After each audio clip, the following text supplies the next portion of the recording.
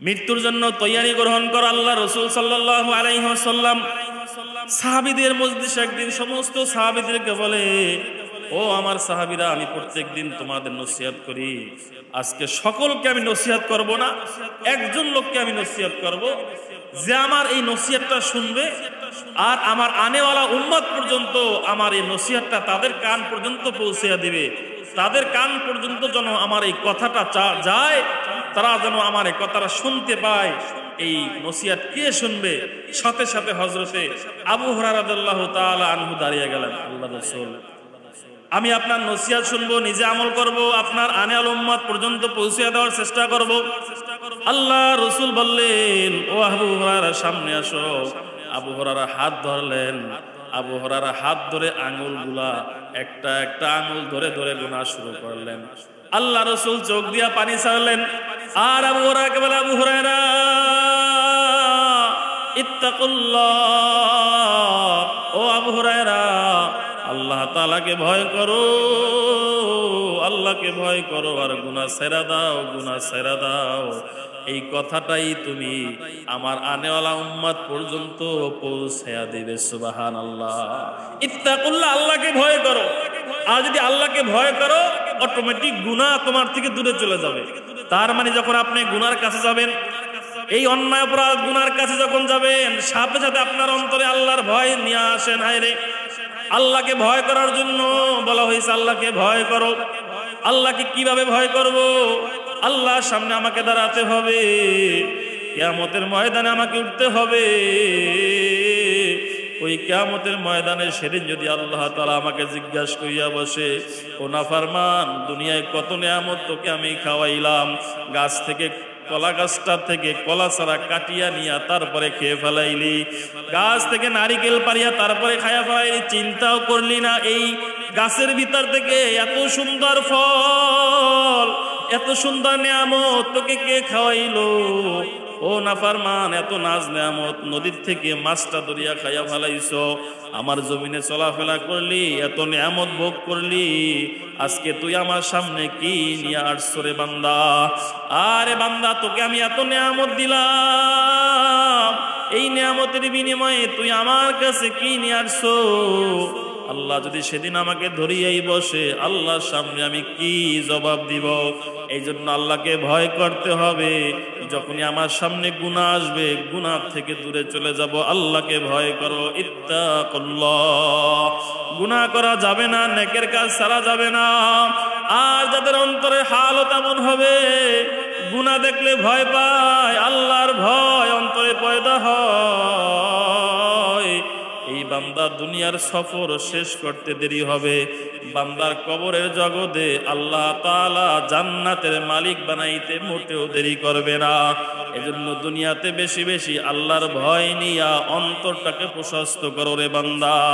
হযরতে ওসমান রাদিয়াল্লাহু তাআলা আনহু যখন কোন কবরের পাশ দিয়া যাইতেন, ওই কবর দেখলি হযরতে ওসমান রাদিয়াল্লাহু তাআলা আনহু অজরে আওয়াজ করে করে কাঁদতেন। জিজ্ঞাসা করা হলো, ওসমান, আপনি যখন কবরের পাশ দিয়া যান আর কবর দেখলে এত জোরে জোরে কেন আপনি কান্না করেন? হযরত ওসমান রাদিয়াল্লাহু তাআলা আনহু বলে, ও আমার সাহাবীরা শুনো, মানুষ মৃত্যুবরণ করার পর তার প্রথম ঘাটির নাম হলো কবর। কোনো ব্যক্তি যদি কবরে ছাড় পেয়ে যায়, বাকি ঘাটিগুলি সে ব্যক্তি ছাড় পেয়ে যাবে, মিজানে ছাড় পেয়ে যাবে, ফুলসিরাতে ছাড় পেয়ে যাবে, অন্য অন্য ঘাটিগুলি তার জন্য সহজ হয়ে যাবে। এই জন্য কবর দেখলে অজরে কাঁদতেন। আল্লাহর ভয় নিয়ে যখন তোমার সামনে কবর আসবে, যখন কবরের পাশ দিয়া যাবে আর মনে মনে চিন্তা করবে, হায় রে, আমার মনে হয় এই কবরে আর কয়েকদিনের ভিতরে আমি আসব, আমাকে তো এই কবরে দাফন করে দেওয়া হবে, এই কবরে আমার সাথী নাই, বিছানা নাই, বাতি নাই, আজকে আমি নরম বিছানায় ঘুমাই, এই কবরে কেমনে আমি থাকবো, কেমনে ঘুমাবো? ডানেও থাকবে মাটি, বামেও মাটি, নিচেও মাটি, উপরেও মাটি। একা একা কেমনে এই কবরে থাকবো? ও আল্লাহ, আপনি আমার কবরটাকে প্রশস্ত করিয়ে দিয়েন। আপনি আমার কবরটাকে আল্লাহ জান্নাতের টুকরা বানাইয়া দিয়েন। এই কথা যখন সবসময় মৃত্যুর ফিকির অন্তরে থাকবে, আল্লাহর ভয় অন্তরে থাকবে, এই ব্যক্তি কোনো অন্যায় কাজ, গুনার কাজ করতে পারবে না। কেননা গুনার কাজ দেখলেই তার আল্লাহর ভয়, কবরের ভয়, মৃত্যুর ভয় অন্তরে চলে আসবে। এজন্য কবরের জন্য দৈনিক, মৃত্যুর জন্য কবরের ভয় দৈনিক আল্লাহর কাছে কান্নাকাটি করো। চোখ দিয়া পানি ছেড়ো, পানি সারি আল্লাহর কাছে রাহাজারি করো। রাতের বেলা ভোর রাত্রে 2 রাকাত তাহাজ্জুদ নামাজ পড়ে যায় নামাজটা বিছায়া নির্জনে নিরালায় বসিয়া মুরাকাবা মুশাহাদা করে খাটি দিলে তওবা করো। আর নিজে নিজে অন্তরে খেয়াল করো, আল্লাহ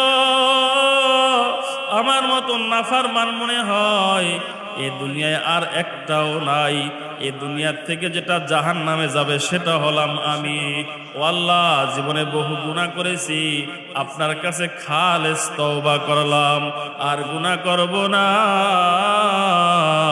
অন্যায় কাজ করব না। আল্লাহ, দুনিয়াতে নেকের কাজ করব, অন্যায় কাজ থেকে দূরে থাকব। ওলামায়ে কেরামকে বন্ধু বানায় আনিব, হক্কানি বুজুর্গ পীর মাশায়েখদের সোহবতে থাকব, হক্কানি বুজুর্গের সোহবতে বাকি জীবন পরিচালিত করব। আল্লাহ, আল্লাহর বান্দারা কোন সময় জানি মৃত্যু হয়ে যায়। আর যাদের পরিবার আছে পরিবারকে দিন শিখাবো, সন্তান থাকলে সন্তানটাকে দিন শিখাবো, সন্তান যদি ছোট হয় মাদ্রাসায় ভর্তি করিয়া দিন শিখাইয়া দিব। কেননা কিয়ামতের ময়দানে কারো যদি আলেমের বাবা হয়, কিয়ামতের ময়দানে কেউ যদি হাফেজে কোরআনের বাবা হয়, আল্লাহ রসুল হাদিসের ভিতরে বলে ওই হাফেজে কোরআনের বাবাকে আল্লাহ তাআলা কি সম্মান দিবে জানো? ওই আলেমের বাবাকে কি সম্মান দিবে জানো?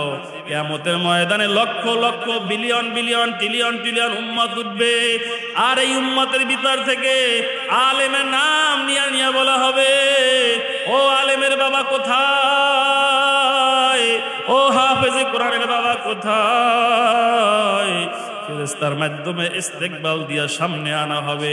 আল্লাহ তাআলার পক্ষ থেকে 2টা চেহারা দেওয়া হবে। আল্লাহ তাআলার পক্ষ থেকে সিংহাসন দেওয়া হবে। যে সিংহাসনটা বানানো হবে স্বর্ণ এবং রূপা খচিত সিংহাসন। এই সিংহাসনের ভিতরে একটার ভিতরে বাবাকে বসানো হবে, একটার ভিতরে মাকে বসানো হবে।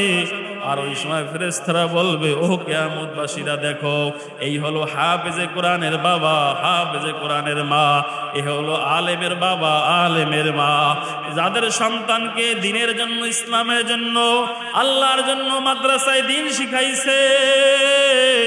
আর এই আলেমের মাধ্যমে হাজারো মানুষ দ্বীন পাইছে, দ্বীন বুঝছে, দ্বীনের খাদেম হয়েছে।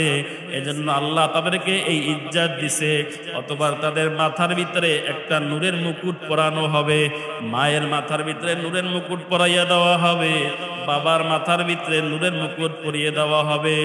আল্লাহ তাআলা বলবে, ও আমার ফেরেশতা, হাফেজে কোরআনকে ঘোষণা করা হবে, আলেমকে ঘোষণা করা হবে, ও গো হাফেজে কোরআন, 6666 আয়াত দুনিয়ায় তেলাওয়াত করেছো, অন্তরের ভিতরে বুকের ভিতরে ধারণ করেছো, সে অনুযায়ী জীবন পরিচালিত করেছো।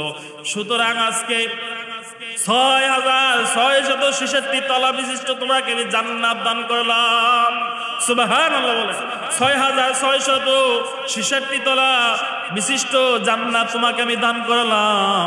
ও হাফেজে কোরআন, কোরআনের একটা আয়াত পড়বে আলহামদুলিল্লাহি রাব্বিল আলামিন, আর একটা জান্নাতের ভিতরে তুমি ঢুকবে, আর রহমানির রহিম আর একটা জান্নাতের ভিতরে ঢুকবে, মালিক ইয়াউমিদ্দিন আর একটা জান্নাতের ভিতরে ঢুকবে। এইভাবে 6666 তলা বিশিষ্ট জান্নাত। ও আলেম ও হাফেজ, তোমার মা বাবা তোমার সাথে জান্নাতে যাবে, আর তোমার যত মানুষ মনে চায় তোমার সঙ্গে সুপারিশ করে তোমার সাথে জান্নাতে নিয়ে যাও। সুবহানাল্লাহ। এজন্য হাফেজে কোরআনের বাবা হইতে রাজি আছে তো ইনশাআল্লাহ? আলেমের বাবা হও, হাফেজে কোরআনের বাবা হও, নিজে দিন শেখো, দিনের উপরে আমল করো, পরিবারকে ওই দিনের উপরে দিন বুঝিয়ে আমল করার চেষ্টা করো। আল্লাহর বান্দা কবরের ভয় নিয়া, মৃত্যুর ভয় নিয়া, জাহান্নামের ভয় নিয়া আজকে সফর মাসের প্রথম জুমার ভিতরে আল্লাহর কাছে নিজেকে সুপর্দ করিয়া খাঁটি তওবা করো, আল্লাহ আর গুনাহ করব না। আপনার ঘরে বসে আল্লাহ ওয়াদা করলাম, ও আল্লাহ আমরা জান্নাতে যাব, একসাথে জান্নাতে থাকবো, একসাথে জান্নাতে বসবাস করব। এই জন্য পিছনের জীবনের গুনাহ থেকে বের হইয়া আল্লাহ খাঁটি দিলে তওবা করলাম, আর জীবনে কোনোদিন গুনাহ করব না। খাঁটি দিলে খাঁটি নিয়তে আল্লাহর ঘরে বসে আল্লাহ ফরজ বিধান ছাড়বো না।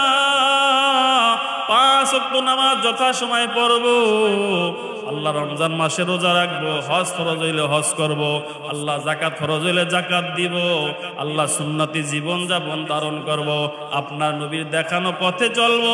খাঁটি দিলে খাঁটি নিয়াইতে আল্লাহ তাআলাকে সাক্ষী রাখিয়া তওবা করার জন্য দুটো হাত আল্লাহকে সকলে দেখান। নারায়ে তাকবীর।